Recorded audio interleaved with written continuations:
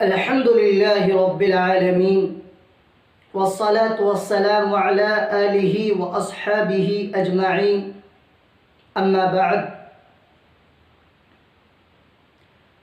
نفس عبادت کے اعتبار سے اعتکاف کی عبادت بڑی اہم اور بڑی محترم عبادت ہے، اور سابقہ امتوں کے اندر بھی یہ عبادت جاری اور ساری تھی، جیسا کہ قرآن کریم کے اندر بیان کیا گیا کہ حضرت ابراہیم علی نبینا علیہ السلام اور حضرت اسماعیل علیہ السلام کے واقعے میں اعتکاف کرنے والے نماز پڑھنے والوں کے بارے میں بیان کیا گیا۔ عبادتیں بہت ساری ہیں، لیکن عبادتوں میں تفاوت ہوتا ہے۔ ہر عبادت کی اپنی ایک الگ شان، الگ پہچان ہوتی ہے۔ انہی عبادات میں سے ایک عبادت اعتکاف ہے۔ اعتکاف کی عبادت بڑی فضیلتوں کی حامل ہے، اور اعتکاف کی قرآن کریم میں اور احادیث رسول میں خود فضیلتیں بیان کی گئی ہیں۔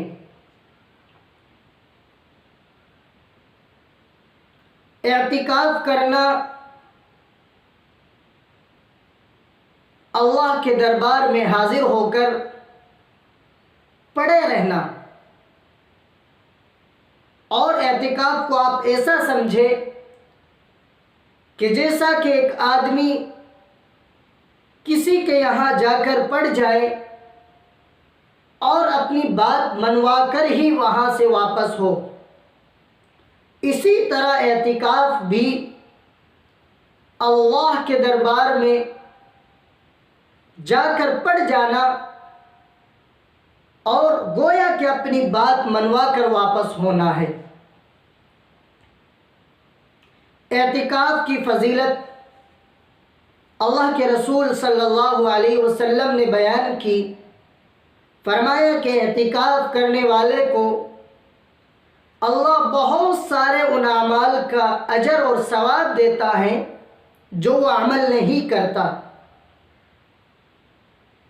اعتکاف آدمی مسجد میں جا کر لیٹ گیا، بیٹھ گیا، اللہ کی عبادت کرنے کے لیے چلا گیا، تو اب وہ جیسا کہ باہر دوسرے لوگ جنازے میں شرکت کرتے ہیں، بیمار کی عیادت کرتے ہیں، معتکف ان تمام اعمال سے محروم رہتا ہے، لیکن اللہ اس کو ان کے بدلے کا ثواب ضرور دیتے ہیں۔ امام زہری نے بیان کیا کہ لوگ عجیب ہے کہ اللہ کے رسول صلی اللہ علیہ وسلم کی سنت کو بھول گئے، اعتکاف کرنا چھوڑ دیا، گویا کہ حالانکہ اعتکاف کرنا ایسی عبادت ہے جو اللہ کے رسول صلی اللہ علیہ وسلم نے ہجرت کے بعد سے وفات تک بلا ناغہ اس عبادت کو کیا ہے۔ حدیث کے اندر آتا ہے کہ اللہ کے رسول صلی اللہ علیہ وسلم نے ایک مرتبہ پورے ماہ کا اعتکاف کیا۔ پہلے عشرے میں اعتکاف کیا، لیکن لیلۃ القدر کے بارے میں معلوم نہ ہو سکا۔ دوسرے عشرے کا پھر اعتکاف کیا۔ جب 2 عشروں کا اعتکاف ہو گیا تو اللہ کے رسول نے خیمے سے چہرہ انور باہر نکالا اور فرمایا کہ جو لوگ میرے ساتھ اعتکاف کر رہے ہیں وہ اس عشرے کا بھی اعتکاف کرے، اس لیے کہ لیلۃ القدر اسی رات اسی عشرے کے اندر ہے، اور لیلۃ القدر مجھے بتائی گئی لیکن وہ مجھ سے بھلا دی گئی، اور اس رات میں نے صبح کیچڑ میں سجدہ کیا،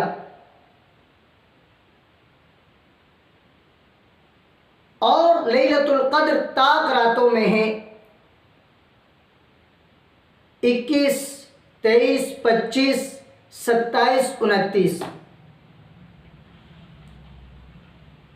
بیان کرنے والے صحابی بیان کرتے ہیں کہ اس رات بارش ہوئی اور چھتیں کچی تھی تو پانی چھتوں سے نکل کر نیچے پہنچا، جس کی وجہ سے کیچڑ ہو گیا۔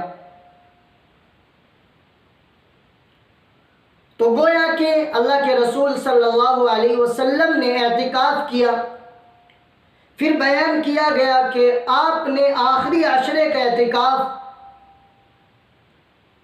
ہجرت کے بعد سے اپنی وفات تک مسلسل اعتکاف کیا، بلا ناغہ اعتکاف کیا، اور اگر اتفاق جیسا کہ واقعہ بیان کیا جاتا ہے کہ ایک دو بار اللہ کے رسول صلی اللہ علیہ وسلم نے اعتکاف نہیں فرمایا کسی مجبوری کی وجہ سے، تو آئندہ سال 20 روز کا آپ نے اعتکاف کیا۔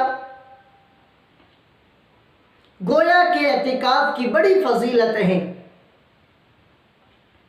اسی طریقے سے حدیث میں بیان کیا جاتا ہے کہ اعتکاف کرنے والے کو اللہ 2 حج اور 2 عمرے کا ثواب مرحمت فرماتا ہے۔ اعتکاف کی بڑی فضیلت ہے، لیکن اگر کوئی شخص یا پورے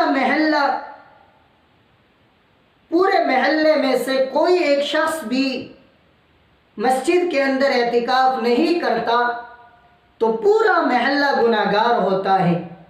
آپ اندازہ کیجئے کہ اعتکاف کی کتنی فضیلت ہے۔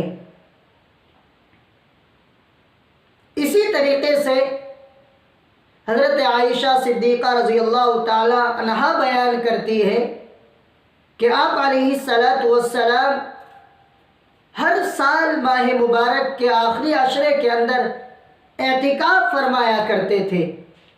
آپ کی کوئی ایسا رمضان نہیں ہے کہ جس رمضان میں آپ نے اعتکاف نہ کیا ہو۔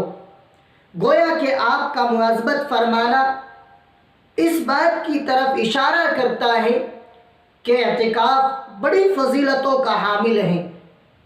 اللہ کے رسول صلی اللہ علیہ وسلم نے بعض عمل وہ کیے کہ جن کو کیا اور کبھی چھوڑ دیا، لیکن آپ نے اعتکاف کو مسلسل کیا ہے۔ تو اعتکاف بڑی فضیلتوں کا حامل ہے۔ ہم سب اعتکاف کا اہتمام کریں، اور سب محلے میں سے کوئی ایک ضرور اعتکاف میں بیٹھے۔